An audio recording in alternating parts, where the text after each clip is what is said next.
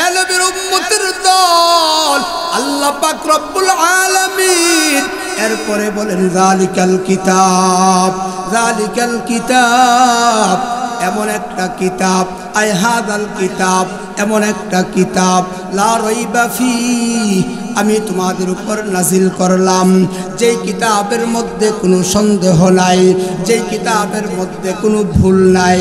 এ নবীর উম্মতের দল, আল্লাহ পাক রব্বুল আলামিন এমন একটা কিতাব আল্লাহ আমাদেরকে দান করলেন, যেই কিতাবের মধ্যে কোনো ভুল নাই, যেই কিতাবের মধ্যে কোনো সন্দেহ নাই, যেই কিতাবের মধ্যে ভুল ধরার মতো কারোর ক্ষমতাও নাই, যেই কিতাবের উপর কলম ধরার কোনো ক্ষমতা কারোর নাই। যালিকাল কিতাবু লা রাইবা ফি, এমন একটা কিতাব আল্লাহ পাক রব্বুল আলামিন আমাদেরকে দিলেন, যেই কিতাবের মধ্যে কোনো ভুল নাই, যেই কিতাবের মধ্যে কোনো সন্দেহ নাই। এমনকি অন্য আয়াতে আল্লাহ পাক রব্বুল আলামিন বলেন, লা মুবাদ্দিলা লিকালিমাতি, এই কোরআনের মধ্যে পরিবর্তন করার মতো শক্তি কারোর নাই, পরিবর্তন করার মতো কোনো ক্ষমতা কারোর নাই। এ মুসলমান, এটা এমন একটা কিতাব 1400 বছর পূর্বে আল্লাহ পাক রব্বুল আলামিন যেইভাবে আসমান থেকে নাজিল করছেন, ওইভাবে দুনিয়াতে আজও আছে এবং কিয়ামত পর্যন্ত একইভাবে থাকবে। এই কোরআনের কিতাব, এই কোরআনের হরফ, এই কোরআনের অক্ষর, এই কোরআনের জবর, জের, পেশ, সাকিন, তাসদীদ যা কিছু আছে, একটাও পরিবর্তন করার মতো ক্ষমতা কারোর নাই।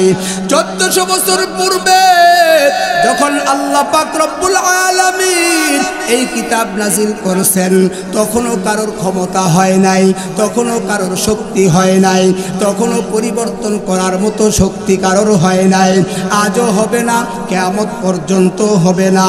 আল্লাহ পাক রব্বুল আলামিন বলে, وَإِن كُنتُمْ فِي رَيْبٍ مِّمَّا نَزَّلْنَا عَلَى عَبْدِنَا فَأْتُوا بِسُورَةٍ مِّن مِّثْلِهِ وَادْعُوا شُهَدَاءَكُم مِّن دُونِ اللَّهِ إِن كُنتُمْ صادقين।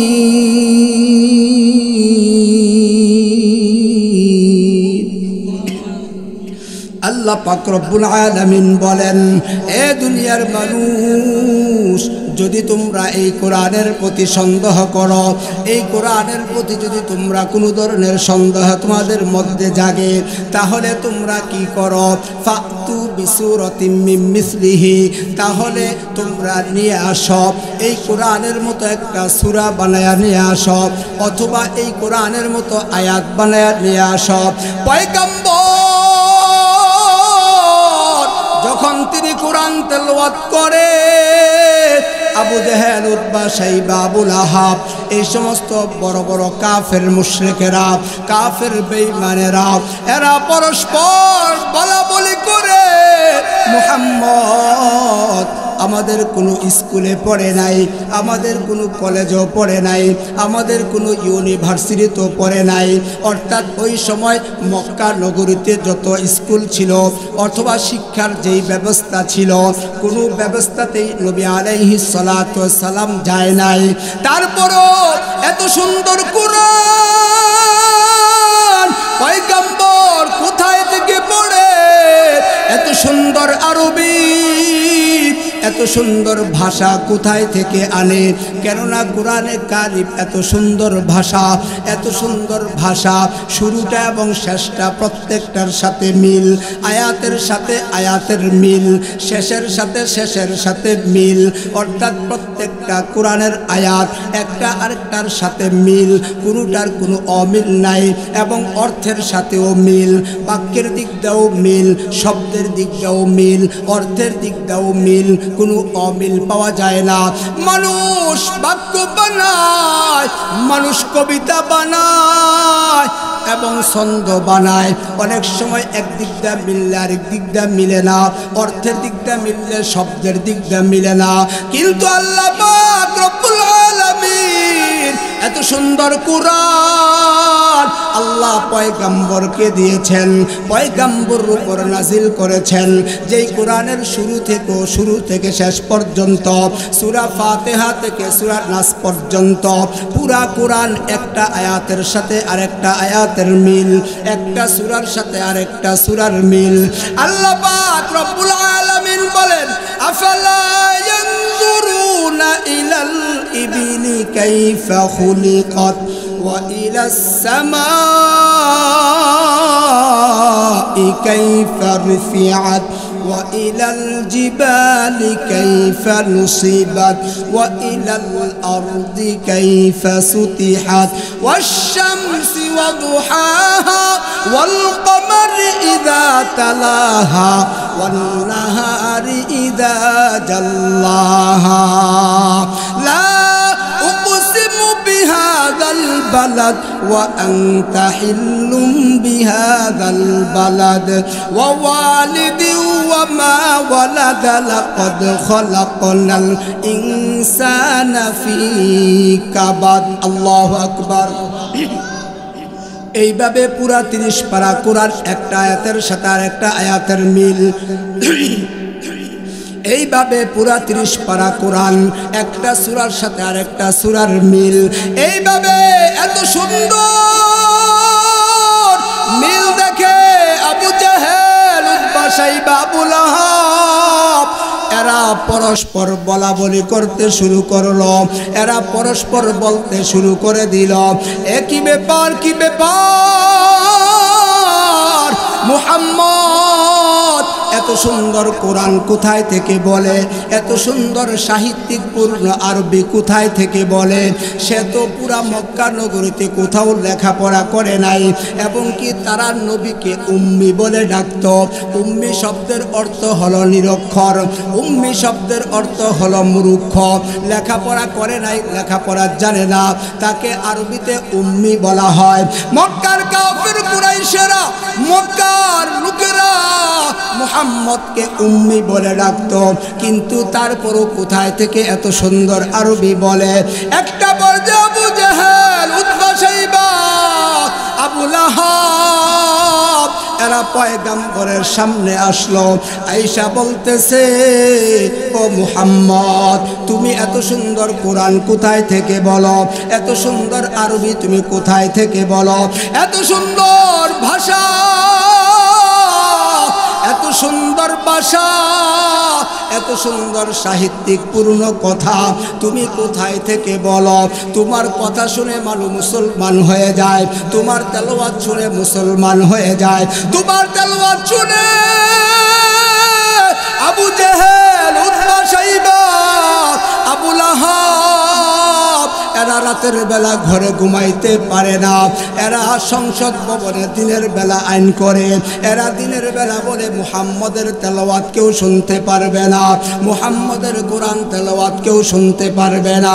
কিন্তু রাতের বেলা যখন ঘুমাইতে যায় আর আপনার আমার পয়গম্বর যখন তেলাওয়াত করা শুরু করে দেয়, যখন রাতের বেলা উঠা কোরআন তেলাওয়াত করে, এ মুসলমান, খাইরের মুসলমান, ও পর্দার অন্তরালের মা, ভালো করে বুঝে নাও, ভালো করে শুনে নাও, কথাগুলি শুনে নাও, অনেক বড় দামি কথা, আল্লাহর কোরআনে কারিমের কথা। আজকের রাত্রিটাকে তুমি কোরআনের জন্য দিয়ে দাও, তোমার সন্তানটাকে মাহফিলে পাঠায়া দাও, তোমার স্বামীকে মাহফিলে পাঠায়া দাও। এ যুবক যারা দোকানপাটে ঘুরো, হাতে পায়ে দইরা ভলিরে যুবক, এখনো সময় আছে, মাহফিলে চলে আসো, প্যান্ডেলের ভিতরে চলে আসো। ও খায়েরের মুসলমান,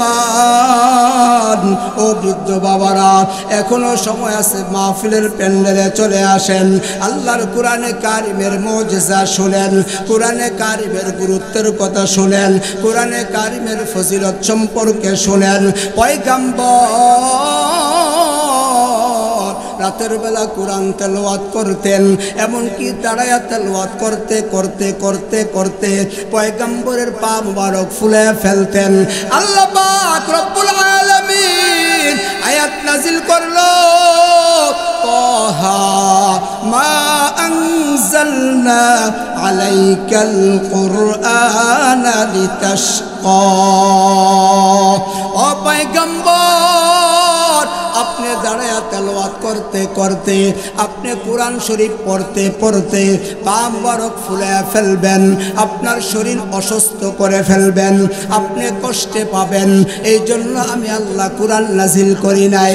ও পয়গম্বর, আপনার যখন ভালো লাগে তখন তেলাওয়াত করবেন, তখন রেস্ট করবেন। যদি পয়গম্বর এত বেশি তেলাওয়াত করতে পারে, নবী পয়গম্বর যদি এইভাবে কোরআন তেলাওয়াত করতে পারে, তাহলে আমাদের কিভাবে তেলাওয়াত করা দরকার। অথচ শতকরা 80% মানুষ কোরআন পড়তে পারে না, এমনকি শতকরা 50% মানুষ কোরআন শরীফ সহি শুদ্ধ করে তেলাওয়াত করতে পারে না। এ মুরব্বী বাবারা, এ যুবক ভাই, ভালো করে শুনে নাও, বাংলার জমিনে 50% মুসলমান আছে যারা একেবারে কোরআন তেলাওয়াত করতে পারে না, এমনকি 30% মুসলমান আছে যাদের তেলাওয়াত করতে পারে কিন্তু সহি শুদ্ধ হয় না। এই জন্য নুরানি মাদ্রাসা, এই জন্য মক্তব, এই জন্য হাফিজি মাদ্রাসা, এই মাদ্রাসাগুলির কারণে, এই মাদ্রাসাগুলি হওয়ার কারণে কোরআনের কারিমের তেলাওয়াত শুদ্ধ হচ্ছে। এই জন্য ছোট ছোট বাচ্চারা হাফেজ হয়ে যাচ্ছে, ছোট ছোট বাচ্চারা কোরআন তেলাওয়াত করতে পারে। নবীর উম্মতের দল পয়গম্বর তেলাওয়াত শুই না আবু জাহেল, উতবা, সাইবা, আবু লাহাব এরা ঘরের ভিতরে থাকতে পারে না। এরা রাতের বেলা যখন ঘুমাইতে যায় আর পয়গম্বর যখন তেলাওয়াত শুরু করে দেয়, তখন আবু জাহেল বিছানায় শুয়ে থাকতে পারে না। এইবার আবু জাহেল পয়গম্বর যেই ঘরের ভিতরে কোরআনে কারিমের তেলাওয়াত করেন, ওই ঘরের পিছন দিক দিয়া কান লাগায়া লাগায়া শোনে। আবু জাহেল নবীর পয়গম্বরের তেলাওয়াত শুনে উতবা, সাইবা, আবু লাহাব এরাও ঘরের ভিতরে থাকতে পারে না, বিছানায় পিঠ লাগাইতে পারে না, এপাশ পরিবর্তন করে। কিন্তু পয়গম্বরের তেলাওয়াতের আওয়াজ তাদের কানের ভিতরে গিয়া লাগে, তাদের কানের ভিতরে গিয়া ঢুকে, তারা ঘুমাইতে পারে না, তারা শুয়া থাকতেও পারে না। অবশেষে দরজা খুলে বের হয়ে যায়। আয়েশা দেখে আবু জাহেল কোরআন তেলাওয়াত শুনে, আয়েশা দেখে আবু লাহাব কোরআন তেলাওয়াত শুনে, আয়েশা দেখে উতবা, সাইবা এরাও কোরআন তেলাওয়াত শুনে। এরপরে একে অপরকে জিগায়, তুমি না দিনের বেলা সংসদ ভবনে আইন করেছিলা, তুমি না সংসদ ভবনে আইন পাশ করেছিলা মুহাম্মদের কোরআনের তেলাওয়াত কেউ শুনতে পারবে না, কিন্তু এখন তুমি কেন শুনতে আসছ? এবার বাটপার সিটার আবু জাহেল বলে, আমি শোনার জন্য আসি নাই, আমি আসছি কেউ শুনতে আসছি কিনা দেখার জন্য, চেক দেওয়ার জন্য আসছি। কিন্তু না না না, এরা মূলত শোনার জন্যই আসছে, এরা মূলত পয়গম্বরের তেলাওয়াত শোনার জন্য আসছে। নবীর উম্মতের দল এইভাবে তারা নবীর সাথে চ্যালেঞ্জ করলো, ও পয়গম্বর তুমি বানায়া বানায়া কোথায় থেকে বলো। নবী বলে, না না না, আমি বানায়া বানায়া কোরআন পড়তে পারি না, আমি বানানো অভ্যাস আমার না, আমি বানায়া কোনো কিছু বলতে পারি না, আমি বানায়া কোরআন পড়ার কোনো শক্তি আমার নাই। আমার আল্লাহ আমার দয়ার মালিক আল্লাহ আমার উপর নাজিল করেন, আমার উপর ওহীর মাধ্যমে পাঠান, আমার উপর জিবরাইলের মাধ্যমে কোরআন পাঠায়, এই জন্য আমি কোরআন পড়তে পারি। এরপরে আল্লাহ কোরআনের আয়াত নাজিল করে বলে, পয়গম্বর আপনি তাদের সাথে চ্যালেঞ্জ করেন, আপনি তাদের সাথে মোকাবেলা করেন, যেন তারাও যেন বানায়া নিয়ে আসতে পারে। এরপরে আল্লাহ আয়াত নাজিল করে দিলেন, ওয়া ইন কুনতুম ফি রাইবিম মিম্মা নাযালনা আলা আবদিনা ফাতু বিসূরাতিম মিন মিসলিহি ওয়াদউ শুহাদাআকুম মিন দুনিল্লাহ ইন কুনতুম সাদিকিন।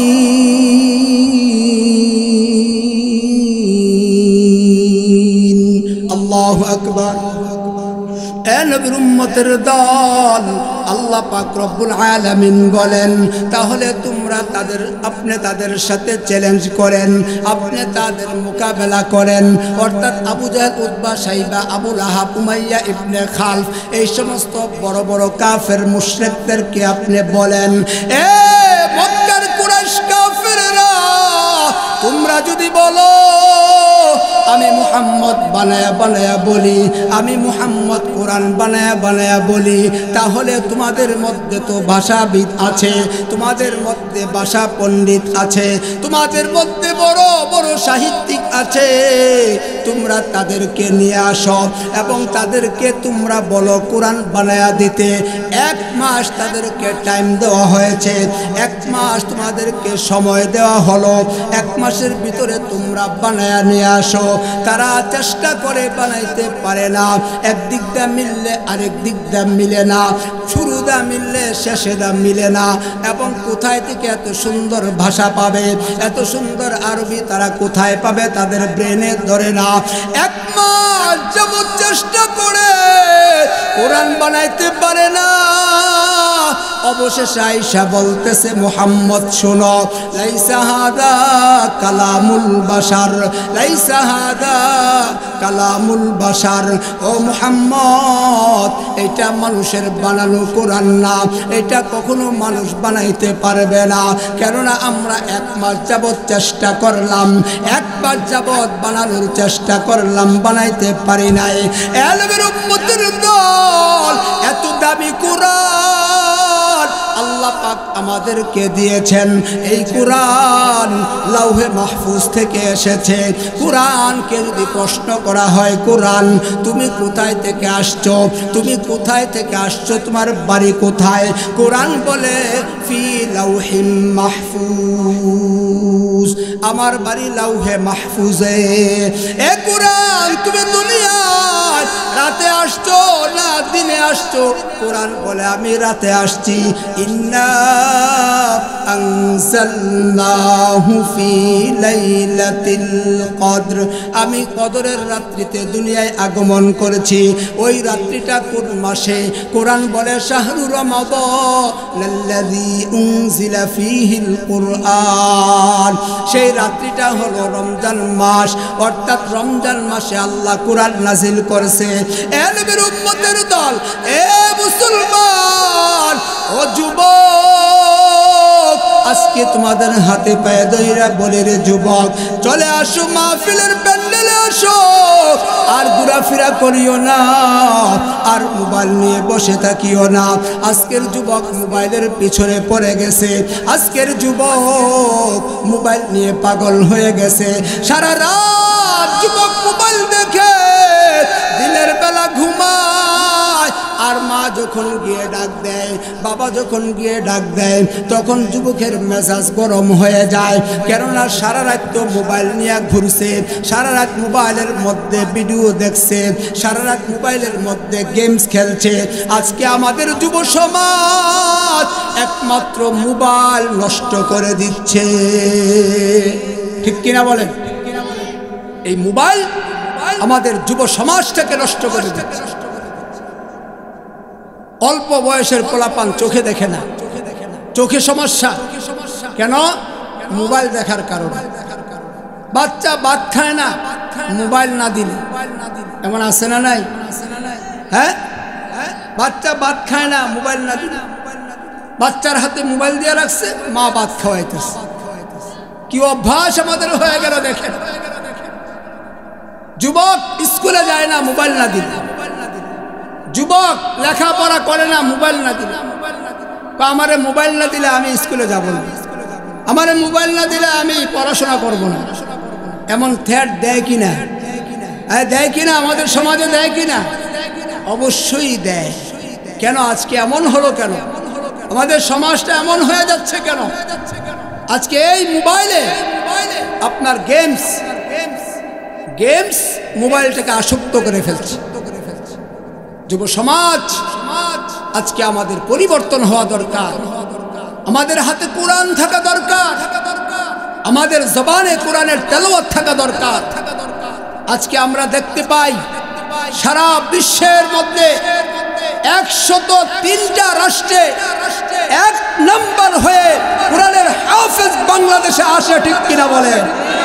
কিন্তু আজকে তাদেরকে সরকারিভাবে তাদেরকে সংবর্ধনা দেওয়া হয় না, সরকারিভাবে তাদেরকে লাল গালিচা দিয়ে রিসিভ করা হয় না। কিন্তু সামান্য একটা 4 ছক্কা বেড়ে ফেল করে আসে, ঠকে আসে, বাংলার সম্মান নষ্ট করে আসে, তাদেরকে লাল গালিচা দিয়া শুভেচ্ছা জানানো হয়, ঠিক কিনা বলেন? আজকে আমাদের কোরআনের হাফেজদেরকে মূল্যায়ন করা হয় না।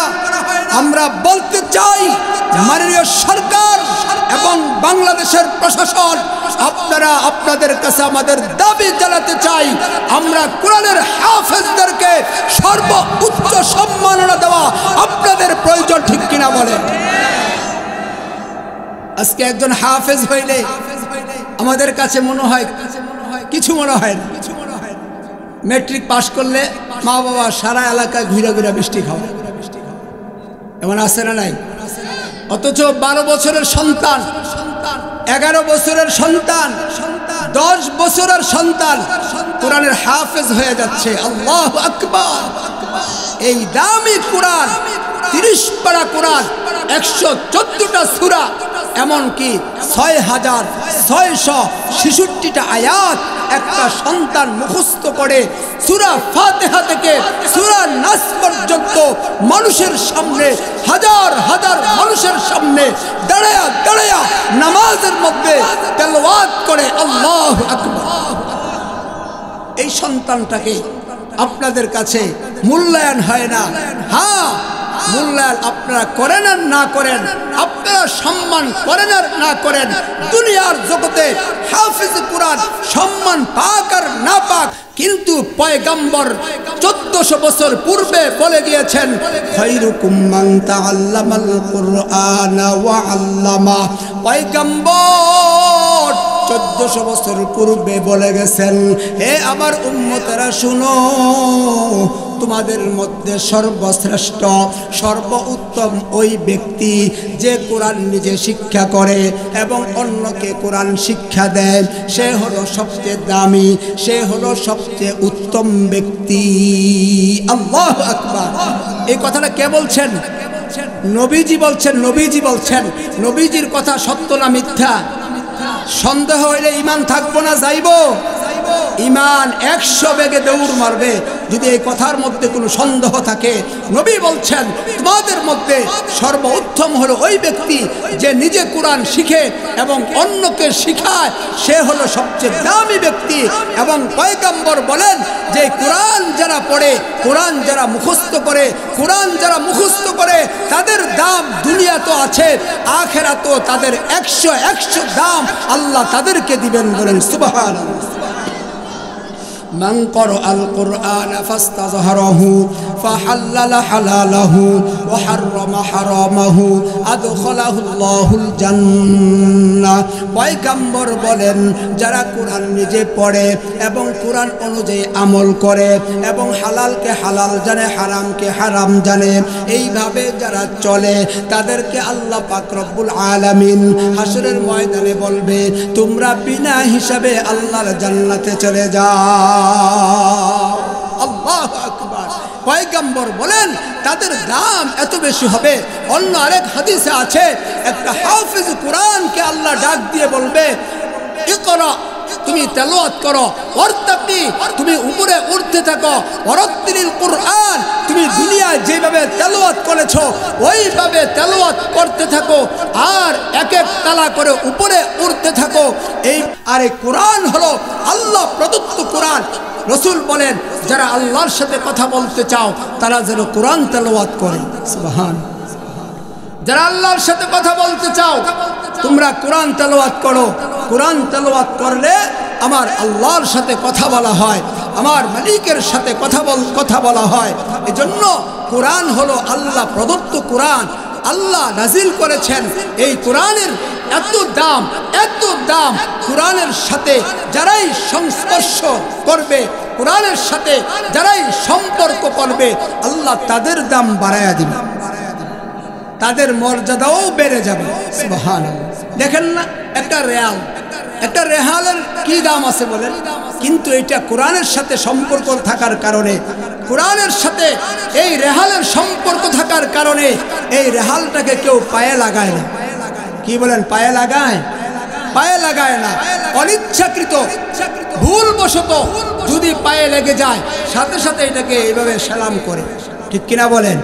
বুকে লাগায়, মুখে লাগায়, চুমু খায়, অনুতপ্ত হয়, হায় রে কি করলাম, রেহালটাকে পাড়া দিয়ে ফেললাম। একটা কাপড়ের, যেই কাপড় আধা গজ কাপড়ের দাম আর কত টাকা, কিন্তু এই আধা গজ কাপড়টা একটা কোরআনের সাথে সম্পর্ক হওয়ার কারণে, কোরআনের গিলাপ হওয়ার কারণে ওই কোরআনের এত দাম, ওই গিলাপের এত দাম হয়ে যায়। ওই গিলাপটাকে ইচ্ছা করে কেউ পায়ে লাগায় না, অনিচ্ছাকৃতভাবে যদি ভুলবশত পায়ে লেগে যায় সাথে সাথে সেটাকে নিয়ে বুকে লাগায়, চুমু খায়, সালাম করে, ঠিক কিনা বলেন? নবীর উম্মতের দল। এই জন্য পয়গম্বর আলাইহিস সালাতু সালাম বলেন এই কোরআন এত দামি কোরআন, এই কোরআনের প্রত্যেকটা হরফের বিনিময়ে আল্লাহ পাক রব্বুল আলামিন নেক দিয়ে থাকেন। একটা হরফ তেলাওয়াত করলে তার আমলনামায় 10টা নেক দিয়ে থাকেন। নবীর উম্মতের দল পয়গম্বর বলেন মান ক্বারাআল কুরআন হারফান ফালাহু হাসানাত। যেই ব্যক্তি কোরআনে কারিমের একটা আয়াত তেলাওয়াত করবে, একটা হরফ তেলাওয়াত করবে, একটা অক্ষর পড়বে, তাকে আল্লাহ পাক রব্বুল আলামিন হাসানাত নেক দিয়ে থাকেন। ওয়াল হাসানাতু বিআশরি আমসালিহা। ওই নেকটাকে 10 দ্বারা পরিপূর্ণ করে দিবেন। অর্থাৎ কোরআনে কারিমের একটা হরফ তেলাওয়াত করলে আমল নামায় 10টা নেকি লেখা হয়। কোনো ব্যক্তি যদি বলে আলিফ একটা হরফ, তার আমল নামায় 10টা নেকি লেখা হবে। কেউ যদি বলবে লাম, তার আমল নামায় 10টা নেকি লেখা হবে। কেউ যদি বলে মিম, তার আমল নামায় 10টা নেকি লেখা হবে। পয়গম্বর বলেন লা কুলু আলিফ লাম মিম হরফুন বাল আলিফুন হরফুন ওয়া লামুন হরফুন ওয়া মিমুন হরফুন। পয়গম্বর বলেন আলিফ লাম মিম, এখানে একটা হরফ, এই কথা আমি নবী বলবো না। এখানে 3টা হরফ, আলিফ একটা হরফ, লাম একটা হরফ, মিম একটা হরফ। এই 3টা হরফ এখানে লেখা হয়েছে। মুফাসসিরিনে কেরাম এই হরফগুলোর ব্যাখ্যা এইভাবে দিয়ে থাকে। আলিফ লিখতে 3টা হরফ লেখা হয়, অর্থাৎ 3টা হরফ লাগে আলিফ লিখতে। হামজা লাম ফা, হামজা লাম ফা আলিফ।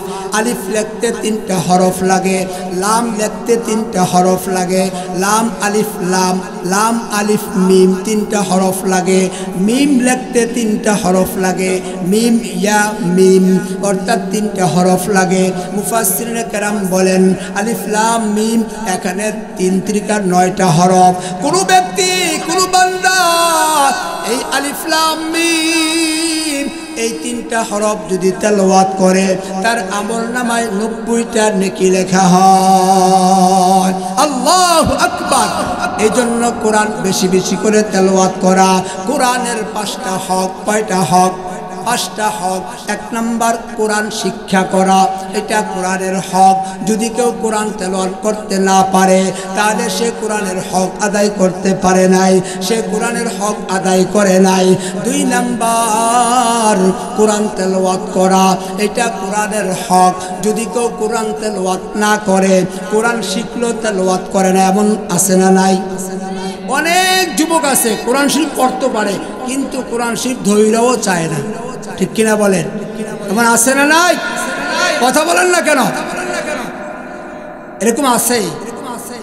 কোরআন শরীফ পড়তে পারে, ছোটবেলা ক্লাস 5 পর্যন্ত পড়ার আগে আগে কোরআন শরীফ শিখছি, কিন্তু যখন 6-এ গেছে, 7, 8, 9 মেট্রিক পাস করছে, কলেজে গেছে, আর কোরআনের খবর নেই। এমন আছে না নাই?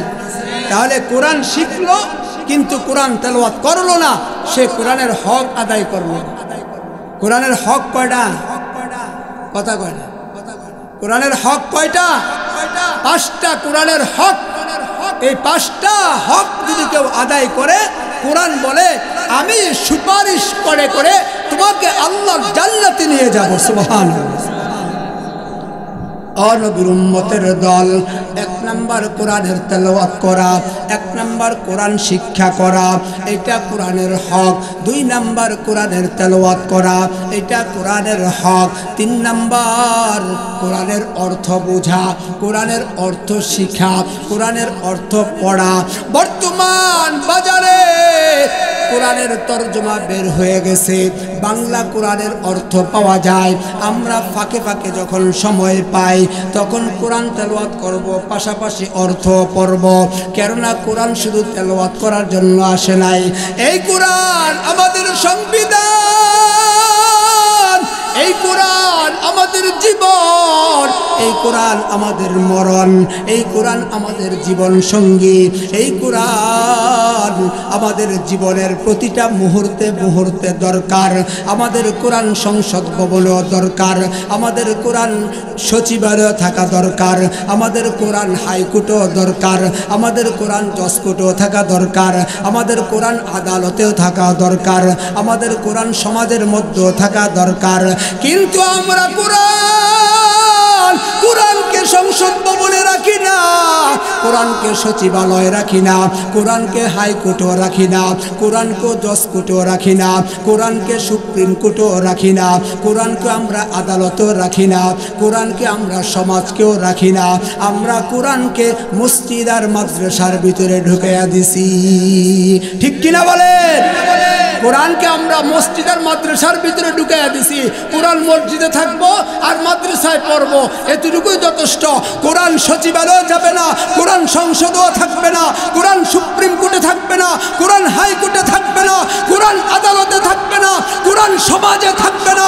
কেননা যদি সমাজে কোরআন থাকতো তাহলে আজকে আমাদের সমাজ মানুষ বানানো রচিত আইন দিয়া চলতো না, ঠিক কিনা বলেন? আজকে আমাদের কোরআন চলতো, সমাজ চলতো কোরআনের আইন দিয়ে, আমাদের আদালত চলতো কোরআনের আইন দিয়ে, আমাদের সুপ্রিম কোর্ট চলতো কোরআনের আইন দিয়ে, আমাদের হাইকোর্ট চলতো কোরআনের আইন দিয়ে, আমাদের জজ কোর্ট চলতো কোরআনের আইন দিয়ে। আজকে আমাদের সংবিধান হতো কোরআন দিয়ে, ঠিক কিনা বলেন? কিন্তু আজকে আমরা কোরআনটাকে মসজিদ আর মাদ্রাসার ভিতরে ঢুকাইয়া দিছি। আজকে আমরা কোরআনটাকে হুজুররার সাথে খাস করে দিছি। হুজুররা কোরআন শিখবো আর পড়বো আর দাওয়াত খাইবো, ঠিক কিনা বলেন? আর আমরা শুধু বিড়ি টানমু আর সমাজ চালামু, যেমনে মনে চাই হেমনে বিচার করমু। যার হক তাকে না দিয়া, যাকে হক পানা নেই তাকে দিয়া দেবো, জুলুম অত্যাচার করমু। বিচার যদি আজকে কোরআন দিয়ে হয়তো বাংলার জমিনে আলেম ওলামারা জেলখানা থাকতে পারে না, ঠিক কিনা বলে? আজকে আমাদের বিচার কোরআন দিয়ে হয় না, বিচার হয় নিজের মন গড়া, বিচার হয় সরকারের মন মতো। এজন্য আজকে আমাদের বাংলাদেশে বিভিন্ন সময়ে বিভিন্ন সমস্যা দেখা দেয়, ঠিক কিনা বলেন? আবরারের মতো যুবককে হত্যা করে ফেলে, ন্যায় কথা বললে তাকে জেলখানার ভিতরে ঢুকায়া দেয়, কোরআনের কথা বললে তার নামে মামলা হয়ে যায়, হাদিসের কথা বললে তার বিরুদ্ধে মামলা হয়ে যায়। এর একটাই কারণ, সেটা হলো কোরআন দিয়ে আমাদের রাষ্ট্র পরিচালনা হচ্ছে না, ঠিক কিনা বলে? অথচ আল্লাহ কোরআন পাঠাইছে। এই কোরআন দিয়ে আমাদের রাষ্ট্র পরিচালনা করতে হবে, কোরআন দিয়ে আমাদের সংসদ পরিচালনা করতে হবে, কোরআন দিয়ে আমাদের সুপ্রিম কোর্ট পরিচালনা করতে হবে, কোরআন দিয়ে আমাদের জজ কোর্ট, হাইকোর্ট, আদালত, কোরআন দিয়ে আমাদের সমাজ, কোরআন দিয়ে আমাদের পরিবার পর্যন্ত, আমাদের ব্যক্তিগত জীবন পর্যন্ত পরিচালনা করতে হবে, ঠিক কিনা বলে? কিন্তু আমরা কোরআনকে সীমাবদ্ধ করে ফেলেছি। কোরআন শিখব আর পড়ব হুজুররা, আমাদের উপর দায়িত্ব নাই। অথচ আমাদের সমাজ, যারা মেম্বার, যারা চেয়ারম্যান, যারা এমপি, যারা মন্ত্রী, প্রত্যেকে কোরআন শিখা দরকার, কোরআনের অর্থ বোঝা দরকার, ঠিক কিনা বলেন? যদি আমাদের মেম্বার, চেয়ারম্যান, এমপি, মন্ত্রী, প্রধানমন্ত্রী সহ সবাই যদি কোরআন তেলাওয়াত জানতো, সবাই যদি কোরআন তেলাওয়াত করত, কোরআনের অর্থ বুঝতো, তাহলে কোরআন দিয়ে রাষ্ট্র পরিচালনা করতে পারতো, ঠিক কিনা বলেন? তাহলে আমাদের সমাজে না খেয়ে কেউ থাকতো না, আমাদের সমাজে কেউ গরিব থাকতো না, আমাদের সমাজে কেউ আর্তনাদ করে কান্না করতে হতো না, ঠিক কিনা বলেন? আজকে আমাদের কোরআন না থাকার কারণে, কোরআন না বুঝার কারণে, কোরআনের শিক্ষা আমাদের মধ্যে না থাকার কারণে আজকে আমাদের সমাজ আর্তনাদ করে, আমাদের সমাজ কান্না করে, আমাদের সমাজে সুবিচার হয় না, আমাদের সমাজে নোংরামি আর বদমাশি হয়ে যায়, ঠিক কিনা বলে? নবীর উম্মতের দল, কোরআনের হক হলো 5টা। 1 নাম্বার কোরআন শিক্ষা করা, 2 নাম্বার কোরআন তেলাওয়াত করা, 3 নাম্বার কোরআনের অর্থ বোঝা, 4 নাম্বার কোরআন অনুযায়ী আমল করা, কোরআন অনুযায়ী আমল করা। শুধু কোরআন পড়লে চলবে না, শুধু কোরআন বুঝলে চলবে না, কোরআন অনুযায়ী আমল করতে হবে। কোরআনে আল্লাহ পাক রব্বুল আলামিন কোরআনে কারিমের মধ্যে হারামের কথাও বলছেন, হালালের কথাও বলছেন, জায়েজের কথাও বলছেন, নাজায়েজের কথাও আল্লাহ কোরআনে বলছেন। কোরআনে নামাজের কথা বলছেন, কোরআনে রোজার কথা বলছেন, কোরআনে হজের কথা বলছেন, কোরআনে যাকাতের কথা বলছেন। কিন্তু আজকে সমাজে যাকাত দেওয়া হয় না, যদিও দেয় মুষ্টিময় কয়েকজন দেয়, ঠিক কিনা বলে? এই রমজান মাস আসতেছে, যাকাত দেওয়ার নিয়ম হলো আপনার সম্পদ গণনা করে, আপনার সম্পদের হিসাব করে এরপরে আপনি যাকাত দিবেন, যদি আপনার উপর যাকাত ফরজ হয়। আর যদি ফরজ না হয় তাহলে আপনি যাকাত দিতে হবে না। কিন্তু আমাদের সমাজে অনেক ধনী ব্যক্তি আছে, অনেক ধনাঢ্যবান ব্যক্তি আছে যারা যাকাত হিসাব করে দেয় না, সম্পদ হিসাবও করে না। তারা ঠাউখা কিছু কাপড় কিনা নিয়ে আসে, এবং একেবারে বাজারে সবচেয়ে কম দামি কাপড়, ঠিক কিনা বলেন? সবচেয়ে কম দামি কাপড়, যেই কাপড়টা 2 দেওয়ার পরে আর পরার কোনো সুযোগ থাকে না, এমন কম দামি কাপড়গুলো আইন না সিরিয়াল দইয়া। এখন তো যে মিডিয়া আইছে, একবারে 10-12 জন সমানে দাঁড়ায়, একজনের কাপড় 10 জনে ধরে, এমনকি 10 জনে নিতাছে না, একজনে দিতাছে, এটাই বোঝা যায় না, ঠিক কিনা বলেন? এমন সমাজ আমাদের হয়ে গেছে কিনা বলেন আমার ভাইয়েরা? অথচ আল্লাহ পাক রব্বুল আলামিন আমার তেলাওয়াতকৃত আয়াতের মধ্যে আল্লাহ বলেন, আল্লাযীনা ইউমিনুনা বিল গায়ব। 1 নাম্বার মুত্তাকি কারা? যারা হলো অদৃশ্যভাবে আল্লাহকে বিশ্বাস করে, না দেখে আল্লাহকে বিশ্বাস করে, তারা হলো মুত্তাকি। ওয়া ইউকিমুনাস সালাহ। 2 নাম্বার যারা নামাজ কায়েম করে, 2 নাম্বার যারা নামাজ পড়ে, তারা হলো মুত্তাকি। 3 নাম্বার ওয়া মিম্মা রাযাকনাহুম ইউনফিকুন। 3 নাম্বার আল্লাহ দেওয়া সম্পদ, আল্লাহর দেওয়া মাল, আল্লাহর দেওয়া ধন, ওইটাকে থেকে আল্লাহর রাস্তায় খরচ করতে হবে, ওইটা থেকে আল্লাহর রাস্তায় হিসাব করে খরচ করতে হবে। এলমের উম্মতের দল, যাকাতের বিষয় আপনার আবার সম্পদ হিসাব করে করে করতে হবে। ঠাউখা যাকাত দিলে যাকাত হবে না। ঠাউখা যদি কেউ না হিসাব করে, যদি আপনি লক্ষ লক্ষ টাকাও দান করে দেন, এটা দান হবে কিন্তু যাকাত আদায় হবে না। কিন্তু যাকাতের মাসআলা হলো ভিন্ন। আপনার সম্পদ হিসাব করে করে আপনার বাড়ি আছে কয়টা, গাড়ি আছে কয়টা, আপনার ব্যাংকে কত টাকা আছে, আপনার ব্যবসায়িক পণ্য কত টাকা আছে, আপনার ব্যবসা প্রতিষ্ঠান কয়টা আছে, এই সব মাল হিসাব করতে হবে। করার পরে যদি জাকাত আপনার উপর ফরজ হয়, আপনি হিসাব করে জাকাত দিতে হবে। শতকরা 2.5 টাকা, শতকরা 2.5 টাকা, হাজারে কত 250, লাখে 2.5 এই 2.5 টাকা হিসাব করে দিতে হবে। আর হিসাব করে না দিলে জাকাত আদায় হবে না। এলবের উম্মতের দল, মাহে রমজান, রমজান মাস এত দামি কেন হয়েছে? রমজান মাস দামি হওয়ার কারণ হলো এই রমজানে আল্লাহ কোরআন নাজিল করেছেন। কোরআন নাজিলের সূচনা রমজান মাসে হয়েছে, এই জন্য রমজান মাসের এত দাম। সামনে রমজান মাস, রমজান মাসকে আমরা কাটাবো 1 নাম্বার রোজা, 2 নাম্বার নামাজ, 3 নাম্বার ইবাদত, 3 নাম্বার ইবাদত। আর ইবাদতের মধ্যে সবচেয়ে বড় ইবাদত হলো রমজানের তারাবির নামাজ আদায় করা।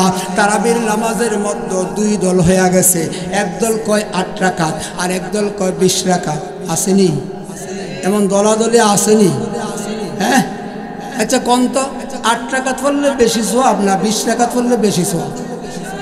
হ্যাঁ, 20 রাকাত পড়লে বেশি সওয়াব। তো আমরা বেশি সওয়াবের দরকার না কম সওয়াবের দরকার? তো বেশি সওয়াব হলে আমরা কোনটা পড়ব? 20 রাকাত পড়ব। আল্লাহ আমাদের সবাইকে তৌফিক দান করুক, বলেন আমিন। যারা 8 রাকাত পড়ে, আমি আপনাদেরকে বাড়াবাড়ি করতে যাব না, মারামারিও দরকার নাই, ডলাডলিরও দরকার নাই, ফতুয়া দেওয়ার দরকার নাই। কিন্তু যারা 8 রাকাত পড়ে, আপনারা একটু বিভাগ দিয়ে চিন্তা করেন, রমজান মাস, রমজান মাসকে আল্লাহ এত দামি করে দিছেন, এত দামি বানিয়ে দিছেন, একটা আমল করলে 70টা আমলের সওয়াব হবে। সুবহানাল্লাহ কোন? একটা আমল করলে কয়টা আমলের সওয়াব হবে?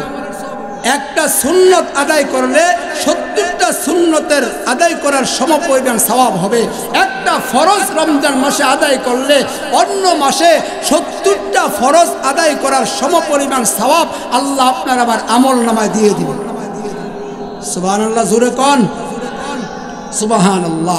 এত আমল, এত সওয়াব আমরা কেন হারাবো বলেন? কেন আমরা ইচ্ছা করে এই সওয়াব থেকে আমরা বঞ্চিত হব? কি বলেন? ইচ্ছা করে সওয়াব থেকে বঞ্চিত হইলে আল্লাহ খুশি হইব? কথা কয় না। আল্লাহ খুশি হইব? আল্লাহ খুশি হইতো না। এই জন্য আমার ভাইরা, যারা 20 টাকা আর যারা 8 টাকাতের ফতুয়া দেন বা 8 টাকাত পড়ার আদেশ করেন, 8 টাকাত পড়েন, কিন্তু আল্লাহ কিন্তু খুশি হইতো না। কেন? বান্দা তুই সুস্থ, বান্দা তোমাকে আমি তৌফিক দিলাম, শক্তি দিলাম, ক্ষমতা দিলাম, সুযোগ দিলাম, সময় দিলাম, সব কিছু তোমাকে আমি আল্লাহ দিলাম। আর আমার দেওয়া শক্তি, আমার দেওয়া ক্ষমতা, আমার দেওয়া সময় পাইয়া তুমি আমার ইবাদতটাকে কমাইয়া ফেললা, ইবাদত কমাইয়া কইরা বাইর হয়ে গেলা। এটা তুমি উচিত করো নাই। আমি বলছি 20 রাকাত পড়ো, 20 রাকাতে পড়ে বের হতে হবে, ঠিক কিনা বলো? আমরা কয় রাকাত পড়বো ইনশাআল্লাহ? 20 রাকাত পড়ব। রমজান মাসে আল্লাহ, রমজান মাসকে আল্লাহ তাআলা নেক দ্বারা পরিপূর্ণ করে দিয়েছেন। যেইটা করবেন একবার সুবহানাল্লাহ বলবেন, 70 বার সুবহানাল্লাহ বলার সমপরিমাণ সওয়াব আল্লাহ দিয়ে দিবেন। নবীর উম্মতের দল, এই জন্য রমজান মাসে রোজা, রোজা হলো সবচেয়ে বড় ইবাদত। রমজানের রোজা হলো সবচেয়ে বড়। রোজা রাখবো আমরা, কিন্তু দিনের বেলা কিছু পুরুষ আছে পর্দা করে, ঠিক কিনা বলে? হ্যাঁ, পর্দার আড়ালে গিয়ে গিয়া খায়। এমন বেহায়া, এমন নির্লজ্জ। আল্লাহ তাআলা ধৈর্যশীল, আল্লাহ ধৈর্যকে ভালোবাসে, এই জন্য আল্লাহ সরাসরি গজব দেয় না। আর না হয় যারা খাইয়ের বাজারও গিয়া পর্দার আড়ালে গিয়া চা খায়, পর্দার আড়ালে গিয়া চা বিস্কুট খায়, নাস্তা খায়, আল্লাহ যদি ধৈর্যশীল না হইতো গজব দিয়া জাগার মধ্যে ব্রেক করে নিত, ঠিক কিনা বলেন? জাগার মধ্যে নোংরা বানায় ফেলতো, জাগার মধ্যে আপনার মুখের মধ্যে মোহর মেরা দিত, আপনি যেন রমজান মাসে আর না খাইতে পারেন, ঠিক কিনা বলেন? এমন বেহায়া নির্লজ্জ মুসলমান আমাদের সমাজে যেন আর আল্লাহ না দেখায়, বলেন আমিন। যারা দিনের বেলা খান, আল্লাহর কাছে তৌফিক চান, আল্লাহর কাছে শক্তি চান, আল্লাহর কাছে দোয়া করে করে কান্না করেন। এই জন্য তো নবী বলছেন, দোয়া করো, আল্লাহুম্মা বারিক লানা ফি রজব ওয়া শাবান ওয়া বাল্লিগনা রমাজান। পয়গম্বর বলেন যখন তোমাদের রজবের চাঁদ ওঠে, যখন শাবানের চাঁদ ওঠে, তখন বেশি বেশি করে আল্লাহর কাছে তৌফিক চাও। আল্লাহর কাছে বলো, আল্লাহ সামনে রমজান মাস, আমাকে রমজানের রোজাগুলি রাখার তৌফিক দিয়া দাও। ও দয়ার মালিক, আমাকে সুস্থ করে দাও, আমার হায়াতকে লম্বা করে দাও, আমার হায়াতের মধ্যে বরকত দিয়া দাও, আমার সুস্থতার মধ্যে বরকত দিয়া দাও, আমার কামাই রোজগারে বরকত দিয়া দাও, আমার সব কিছুর মধ্যে বরকত দিয়া দাও, আমি যেন রমজানের রোজাগুলো সঠিকভাবে রাখতে পারি। এই 2 মাস হলো রমজানের প্রস্তুতির মাস। পয়গম্বর বলে শাবান মাস হলো আমার মাস, অর্থাৎ এই মাসটা হলো রমজানের প্রস্তুতির মাস।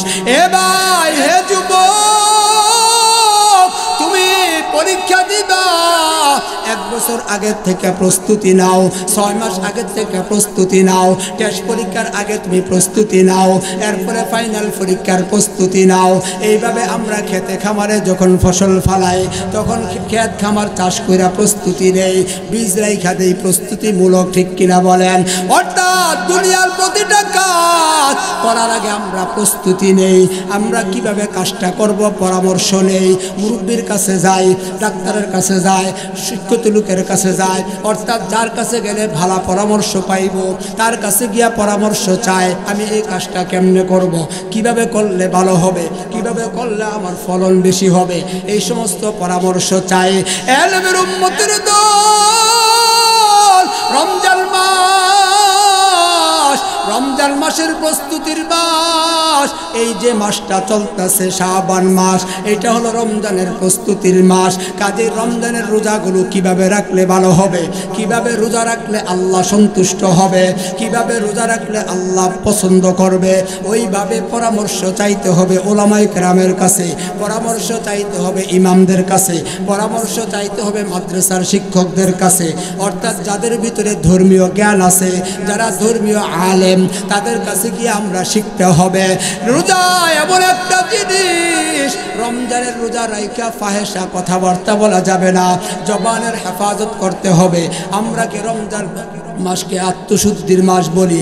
আত্মশুদ্ধি মানে আমার দিলকে পরিবর্তন করতে হবে, আমার মনকে পরিবর্তন করতে হবে। আমার মন চাবে গুনাহ করার জন্য, কিন্তু আমি মনে মনে বলবো রমজান মাস আমি রোজা রাখছি, আমি গুনাহ করতে পারবো না। আমার ঘরের টিভিটা 1 মাসের জন্য বন্ধ করে দিতে হবে, আমার ঘরের ডিশের লাইনটা 1 মাসের জন্য বন্ধ করে দিতে হবে, ঠিক কিনা বলে? এনা আসেননি কেউ ঘরে ডিশ আছে? আসেন না? আচ্ছা, এটা হাত উঠাইতাম না, কারণ লজ্জা পাইব। ঘরে ডিশ নাই এমন কেউ আসেননি? একটা হাত উঠান যে আমার ঘরে ডিশ নাই। আলহামদুলিল্লাহ, অনেক লোক পাইছি। সব জায়গায় এত লোক পাওয়া যায় না, সব জায়গায় এত লোক পাওয়া যায় না। এখন সবার ঘরে ঘরে ডিশ। আমার ভাইয়েরা, এই ডিশের লাইনটা রমজান মাসে কেটে দিবেন, অর্থাৎ বন্ধ করে দিবেন, এমন একটা লোক হাত উঠান তো। একটা লোক, হুজুর আমি রমজান মাসে আমার ঘরে ডিশ আছে, আমি আর ডিশটা চালাইতাম না, এই লাইনটা কাটটা দেব। আমার রমজান মাসে ঘরে টিভিটা বন্ধ থাকবে। এবার একটা লোক আসেননি, দেখি কেমন মুসলমান। চিন্তা করছেন? একটা লোক হাত উড়ে না, কেমন মুসলমান? এখন পাইছেননি? পাইছেননি? কোষ্ঠী পাথর দিয়া যাচাই করলে বোঝা যায় স্বর্ণ না এটা সিটি গুণ, ঠিক কিনা বলেন? ঠিক ইমানই কিছু কথাবার্তা বললে বোঝা যায় আমাদের ইমান কতটুকু আছে, আমরা কত নম্বর মুসলমান।